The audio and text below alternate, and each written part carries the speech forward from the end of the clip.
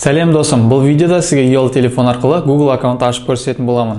Google аккаунтты сіз почта ретінде Android телефонда Play Marketте қолдана аласыз, яғни телефоныңызға программа жаздыру үшін. Сонымен қатар Google аккаунт арқылы сіз YouTube канал аша аласыз. Кез келген смартфонды аламыз, мейлі iPhone болсын, мейлі Samsung болсын, браузерге кіреміз. Браузерге кіргеннен google.kz кіреміз. Кірген соң оң жағында жоғары жағында войти деп тұрады. Сол көк жазуды жазамыз, войти. Создать аккаунт для себя. Имя, фамилия деген тереміз. Мен жағдайымда Нұрсұлтан.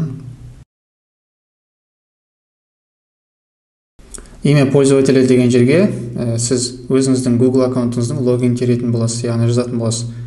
Осыны жазып болған соң сіз бір жерге қағазға жазып болғаныңыз дұрыс, себебі ұмыт қалмау үшін имя пользователя, яғни google.kz-ге кірген кезде, логин пароль терген кезде осыны жазатын боласыз.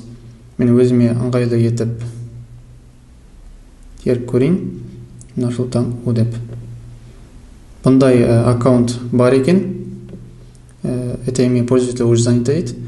Яғни маған басқа аккаунт жазу керек болады.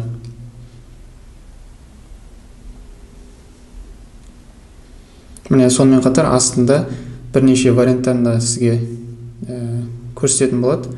Соны басып автоматты түрде қойсаңыз болады. Мен өзім бердім. Міне осындай жоқ екен. Әрі қарай паролімізді жазамыз. Егер де сізде iPhone болатын болса, iPhone сізге надежный пароль деп өзінің вариантын ұсынатын болады. Ол кезде сіз задать мой собственный пароль деп әрі қарай өшіп тастаңыз болады. Өзіңіз тере бересіз. Парольді теріп болдық. Одан кейін далее дегенді басамыз. Сохранить етеміз.